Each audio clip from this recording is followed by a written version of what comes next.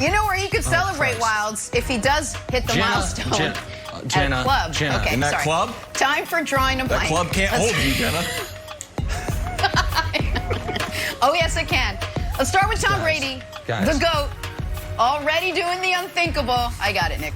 Winning Super Bowl at age of 43. Forgot some words in there. It might just be the beginning of the Bucs, the beginning with the Bucs, though. His general manager, Jason Light, saying Tom can, quote, play until he's 50 if he wants to. All right, Brandon, Jason Light's comments are blank. I should have said, yeah, right. I mean, this is doing too much. I mean, who wants to see an old, broken down GOAT?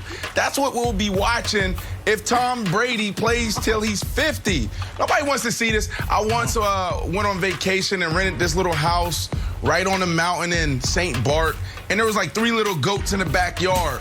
And there was 2 little ones that was taken off, and then the third one was just old and crusty. And I was like, oh, poor little goat. You can tell that was the one that everybody used to follow and everybody loved, but he just couldn't move anymore. That's what we'll be watching, is an old, broken down goat. But, Nick, I kind of like this if it could happen, because it will drive you absolutely crazy for the next 7 years. Yeah, so I'm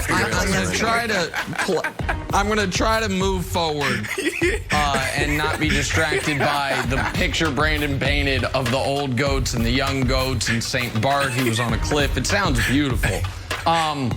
Because the last point you made, Brandon, is the right one. This is my nightmare.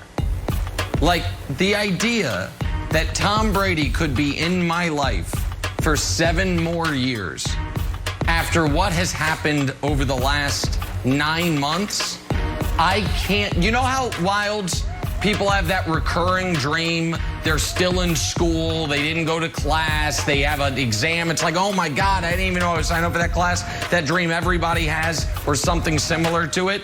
That has been the manifestation of that in real life has been Tom Brady's last 5 years in the NFL, where every year he gives me ample evidence he's cooked, and then at the end of the year somehow isn't, even though he is. He throws 3 second-half interceptions, but he wins. I just don't, if he's going to keep playing, I am going to consider a career change. So it is my nightmare, Wild, because it should have been done with this when Belichick was done with him. Now we're talking about Tom Brady's 5th and 6th acts, and I'm just not here for it. I am absolutely unequivocally not here for it, Wild. TV needs you. Yeah. TV needs you. Don't do it, man. He's gonna drive me into retirement. Okay. Well, you know, I've had that dream. I had that dream. I was in a hammock in St. Bart's on this hillside, and I had some tuna ceviche, and I was having a margarita. Brandon, if you're telling a story about goats, you don't need to mention you're at St. Bart's. You could just say I saw these 3 goats, but I appreciate the full story. My answer is GM trash talk. GM trash talk. We see a lot of trash talk between players in the offseason, even during the games. Rarely do we see, shots fired GM to GM. Here's Jason Light. Bruce and I did mention to him being Tom Brady, leading up to the draft, that we might take a quarterback. We would do that with any great quarterback, let alone the GOAT. Oh, shots fired, Goot and Goose. They ended up drafting Florida's Kyle Trask, but that is a straight shot across the bow to Mr. Goose, who's going through his own problems in Green Bay. So, well done. What a competitive spirit. Let Jason Light Goose. That's a good drama. That's right. It's good take, Wilds. Good news, bad news for the Nets. Let's start with the bad. Kyrie Irving got a facial contusion after colliding with Nikola Vucevic in a win over the Bulls. Kyrie will need more x-rays today. Now for the good news, James Harden could return from his hamstring injury tonight against the Spurs. He'll be a game-time decision. But Brandon, with this team, it's one step forward, one step back. We still doesn't appear to be seeing the 3 stars in the game at the same time. But let me ask you this. Harden's potential return should have Nets fans feeling blank. Okay, stay with me here, guys. Look, so there's a lot of producers behind a lot of these shows that you guys watch. All right, we have a few. Sam Pepper, Ketta, we got Dusty. and we have even more. And sometimes, you know, you lean on these guys like, hey, help me out here. You know, with the Nets, I'm like, how do I explain to America that James Harden is everything? He came in, he sacrificed, and then he took the Nets to a whole nother level. Well, Brandon, what about KD? Brandon, what about Kyrie? No, that is the guy. That is the reason why this team will win it. So what do I say? What is my word? And so I lean on Sam Pepper, who's one of our producers, a guy who's helped me out so much in my first year on the show, and he sends me a note. He says, Brandon, here's what you say. Vroom, vroom. He says, vroom, vroom. What? You know what the sound is, folks.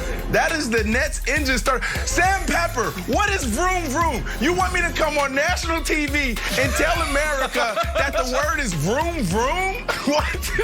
Vroom, vroom. Anyways, James Harden is the key. No, I told him I was going to do it, and he gave me the okay. He told me I can do it, but vroom, vroom, Nick? His point is he's the engine of the car. He's what makes the car run. And so I support Sam Pepper.